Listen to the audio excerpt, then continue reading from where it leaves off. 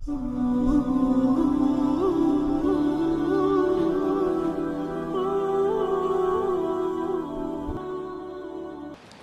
بات تو یہ ہے کہ میاں بیوی یہ سمجھتے نہیں کہ ہماری ذمہ داری کیا ہے۔ دوسری بات یہ ہے کہ جو لوگ مشورہ دے کے بھیجتے ہیں وہ پہلے سے مشورہ اس طرح کا دیتے ہیں کہ وہ مشورہ خوفناک ہوتا ہے۔ جو بچی گھر میں کام نہیں نہ کرتی تو اس کے گھر والے اس کو کہتے ہیں چل کوئی نہیں، بات ساس کے پاس جائے گی تو لگ پتہ جائے گا، یعنی اس کی پہلے سے ذہن سازی کی جاتی ہے کہ ساس کسی خوفناک چیز کا نام ہے، ساس کسی ایسی بلا کو کہتے ہیں جو کاٹ کھاتی ہے، پہلے سے ہی اس کو یہ بتایا جاتا ہے۔ تو جو بچہ شادی شدہ نہیں ہوتا تو اس کے گھر والے بھی اس کو کہتے ہیں کہ شادی ہوگی تو لگ پتہ جائے گا، تو اس کا پہلے سے ذہن بنا دیا جاتا ہے کہ شادی کے بعد تو بیگم نہیں لے کے آئے گا، تو اللہ معاف کرے کوئی ایسی سزا اکٹھی کر کے لائے گا جو تجھے لٹکا کے رکھے گی ہمیشہ۔ تو پہلے سے ہی ذہن غلط دیا جاتا ہے، سوچ غلط دی جاتی ہے۔ تو میرے بھائی یاد رکھیں، سمجھیں بات کو، ہمارے معاشرے کے اندر اصل فکر جو ہے نا وہ نہیں دی جاتی، اصل سوچ سے آگاہ نہیں کیا جاتا۔ قرآن مجید نے حقوق مقرر کیے، بیوی کے بھی اور اس کے خاوند کے بھی۔ سمجھ آ رہی ہے میری بات کی؟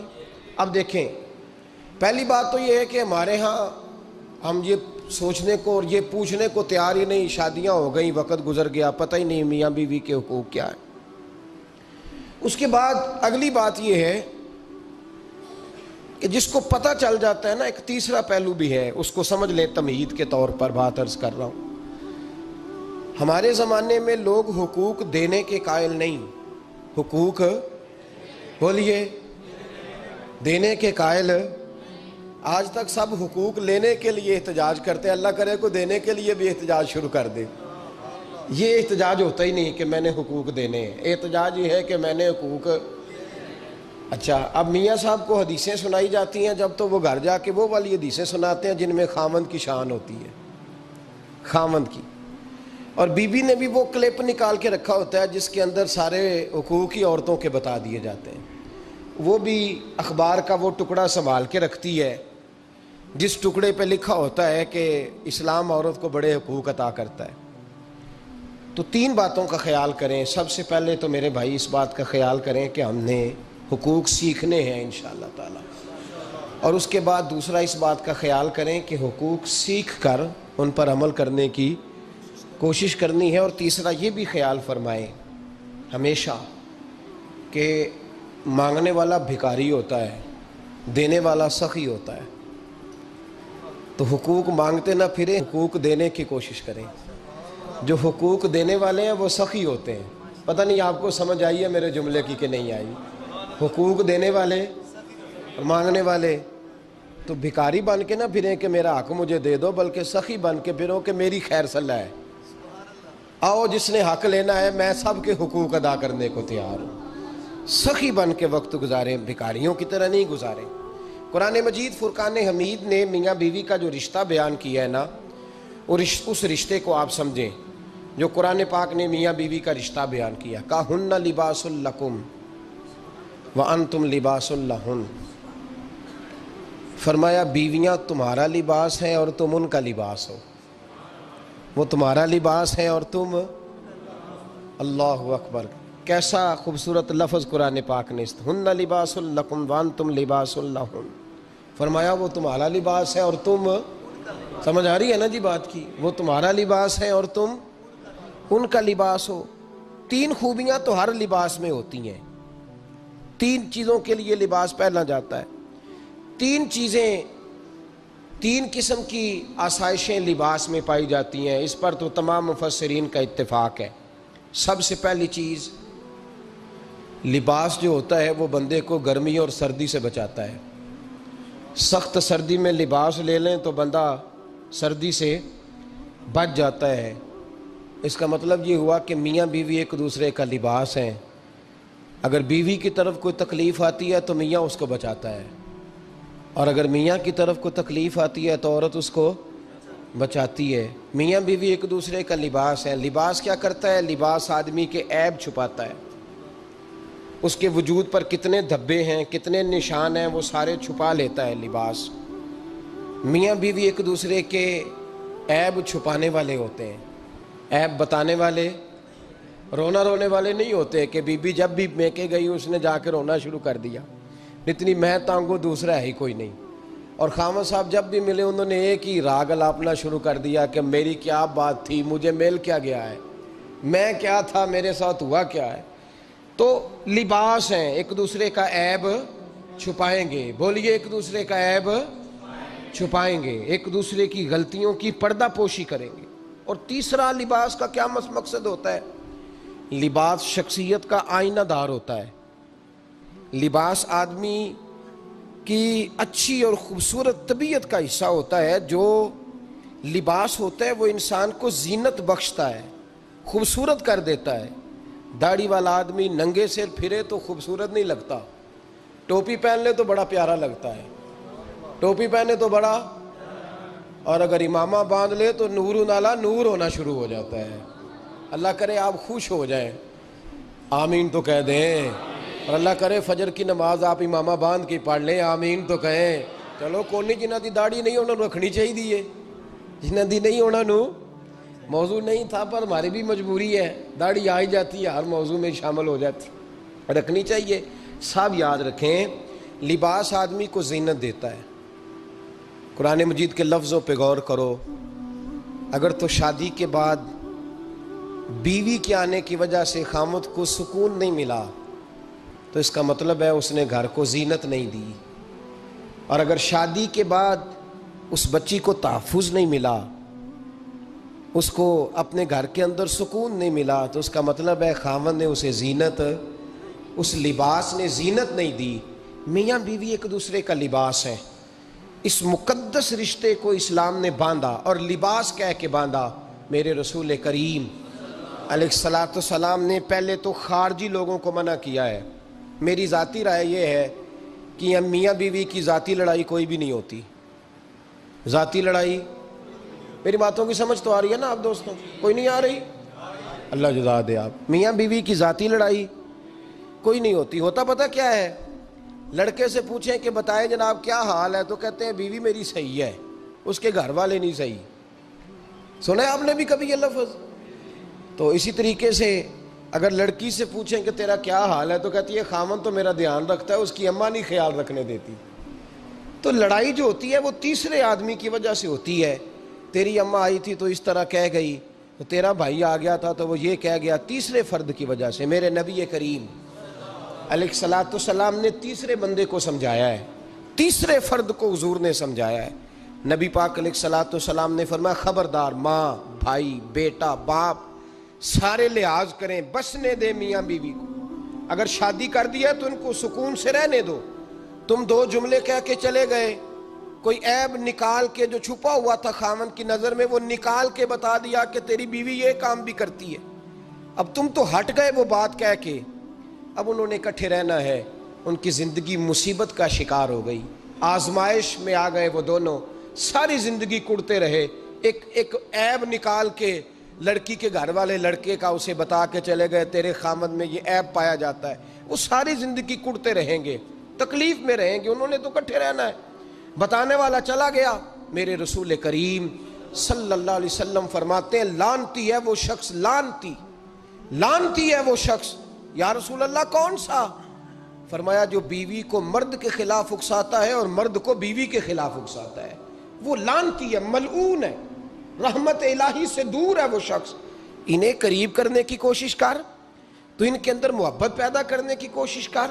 میرے نبی کریم علیہ الصلاۃ والسلام نے جب حضرت سیدہ فاطمہ الزہرا رضی اللہ تعالی عنہا اور جناب سیدنا علی المرتضیٰ رضی اللہ تعالی عنہ کی شادی کی تو نبی پاک نے دونوں کے سر جوڑے اور دونوں کے درمیان محبت کی دعا فرمائی، دونوں کے درمیان محبت کی دعا فرمائی۔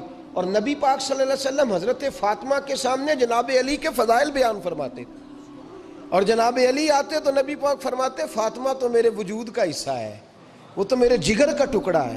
تو ان دونوں کے درمیان الفت پیدا، یہ سب سے پہلے تو خارجی لوگ اس بات کا خیال کریں، سب سے پہلے تو خارجی لوگ خیال کریں، توجہ دیں کہ ان کو بکھرنے سے بچائیں۔ اب میاں بیوی بھی سمجھ لیں کہ ہماری ذمہ داریاں کیا ہیں۔ مسند امام احمد بن حنبل میں حضرت ابو درداء رضی اللہ تعالیٰ عنہ سے حدیث مروی ہے، نبی کریم صلی اللہ علیہ وسلم کی بارگاہ میں ایک خاتون نے آ کے عرض کیا، یا رسول اللہ صلی اللہ علیہ وسلم مجھے بتلائیے خاوند کا حق کیا ہے؟ یہ جو حدیث سنانے لگا ہوں نا، یہ بیٹی کو سنانی ہے، جا کے یہ ٹیلی فون کر کے بہن کو سنانی ہے، صرف بیوی کو سنانے کی نہیں ہوتی یہ چیزیں۔ یہ حدیث بیٹی کو سمجھائیں، بہن کو سمجھائیں، ان لوگوں کو سمجھائیں، تاکہ اور یہ یاد رکھیں خاوند کے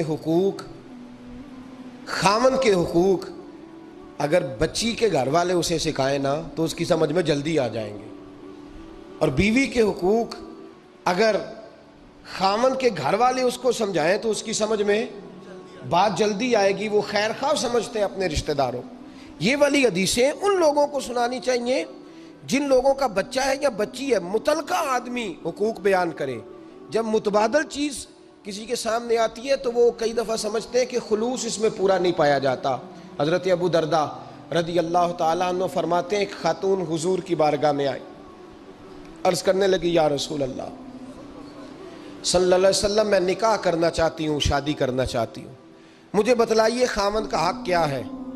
اگر تو میں ادا کر سکتی ہوں تو میں نکاح کروں، ورنہ میں اس کام سے بچوں۔ میرے نبی کریم علیہ السلام نے فرمایا، بی بی اگر خاوند کے ناک سے رینٹ نکلے، ریشہ نکلے، پیپ بہے اس کی ناک سے، اور بی بی اپنی زبان سے وہ صاف کر دے تو پھر بھی اس کا حق ادا نہیں ہوتا۔ حضرت ابو درداء کہتے ہیں، آنکھ کھول کے اس عورت نے دیکھا تو میرے نبی پاک نے اگلے جملے ارشاد فرمائے، حضور نے فرمایا تو ان باتوں میں حیرت کر رہی ہے، میں اگر خدا کے علاوہ کسی کو سجدے کا حکم دیتا تو میں عورت کو کہتا اپنے خاوند کو سجدہ کرے، میں اس کو کہتا یہ کام کرے۔ میرے رسول کریم علیہ السلام نے حقوق کا تعین فرمایا، اور نبی کریم صلی اللہ علیہ وسلم نے فرمایا، جو عورت اس حال میں مر گئی، اس حال میں دنیا سے گئی کہ اس کا خاوند اس سے راضی تھا، اس کا شوہر اس سے راضی تھا، اس کا گھر والا اس سے مطمئن تھا، تو میرے نبی پاک فرماتے ہیں جب دنیا سے جائے گی تو رب کریم جنت کا دروازہ کھول کے فوراً ہی جنت میں داخل فرما دے گا، اس کو بغیر روک ٹوک جنت دے دی جائے گی۔ شرط یہ ہے کہ وہ جب دنیا سے جائے تو اس حال میں جائے کہ اس کا خاوند اس سے شکوے نہ کرتی پھرے، شکایتیں نہ کرتی پھرے، شکایتیں نہ کرے۔ ہمارے زمانے میں شکایتیں ہوتی ہیں، اور خواتین، عورتیں اس بات کو سمجھتی نہیں کہ اللہ نے جو میرے نصیب میں رکھا تھا اور جو خاوند رب نے میرے لیے پسند کیا تھا وہ اللہ نے مجھے عطا فرما دیا ہے۔ وہ شکوے کرتی ہیں، شکایات کرتی ہیں، اور دوسری عورتوں کو سامنے رکھ کے وہ فلاں کے حصے میں یہ چیز آئی، فلاں کے حصے میں یہ چیز آئی، فلاں کا خاوند یوں کرتا ہے، شکوہ کرتی ہیں۔ میرے رسول پاک علیہ السلام نے فرمایا، عورتیں کثرت سے جہنم میں جائیں گی، کثرت سے۔ تو ایک صحابی رو پڑے، ایک حدیث میں لفظ یہ ہے رو پڑے، عرض کرنے لگے، یا رسول اللہ وہ ہماری مائیں بھی ہیں، بیٹیاں بھی ہیں، بہنیں بھی، حضور جہنم میں جائیں گی؟ نبی پاک صلی اللہ علیہ وسلم نے فرمایا، ایک تو وہ عیب جوئی کرتی ہیں، غیبتیں کرتی ہیں، دوسرا رب کا شکر ادا نہیں کرتی، اور تیسرا فرمایا اپنے خاوند کا بھی شکریہ ادا نہیں کرتی، بات بات پہ ناشکری کرتی ہیں، بات بات پہ ناشکری کرتی، اس سبب سے جہنم میں جائیں۔ عورت کے حقوق کا تعین فرمایا، اور ساتھ ہی میرے رسول پاک علیہ السلام نے مرد کی طرف توجہ فرمائی، اور کیا خوبصورت لفظ ارشاد فرمایا تم میں ہر آدمی اپنے آپ کو اچھا سمجھتا اور اچھا کہتا ہے، ہر آدمی کہتا ہے، لیکن کوئی اگر مجھے آ کے پوچھے گا کہ محبوب آپ کی امت میں اچھا کون ہے، تو حضور فرماتے ہیں میں اسے اچھا سمجھوں گا جو اپنے گھر والوں کے حق میں اچھا ہے، جو اپنی بیوی، خیرکم لأہلہ، تم میں سے بہترین وہ ہے جو اپنے گھر والوں کے لیے اچھا ہے۔ اور فرمایا جاؤ میرے گھر جا کے پوچھ لو، وانا خیرکم لأہلہ، میں تم سب سے زیادہ بڑھ کر اپنے گھر والوں کے لیے اچھا ہوں، تم میں بہترین وہ ہے جو اپنے گھر والوں کے لیے، بال بچوں کے لیے، بیوی کے لیے اچھا ہے۔ رسول کریم علیہ السلام نے خاوند کو حکم دیا اور ارشاد فرمایا کہ عورت ٹیڑھی لکڑی ہے، بیچاری کو اللہ نے عقل پوری نہیں دی۔ ایک بچہ چھوٹا ہوتا ہے، ہمیں پتہ ہوتا ہے کہ اس کا شعور پورا نہیں، اگر کوئی غلطی کرے تو کیا اسے نکال دیا جاتا ہے گھر سے؟ بولے چھوٹا بچہ ہے وہ کئی دفعہ بڑا نقصان کر دیتا ہے، آپ کیا کہتے ہیں؟ اسے مارتے ہیں، کلاڑی لے آتے ہیں اس کے لیے؟ اس طرح کرنا چاہیے، اس کے ابے کو بلا لینا چاہیے، بےزتی کرنی چاہیے پنچایت میں بٹھا کے کہ یہ غلطی کی ہے تیرے بچے نے۔ بھائی دادا یہ کام کرتا ہے؟ بولے نا، کیوں نہیں کرتا؟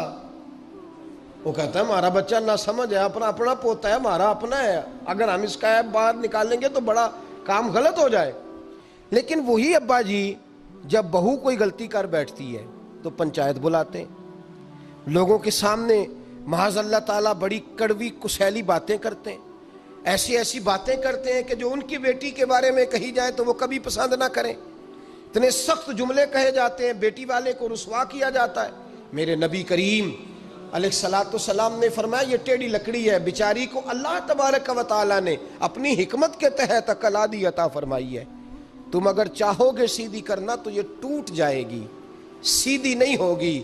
حضور کیا کریں؟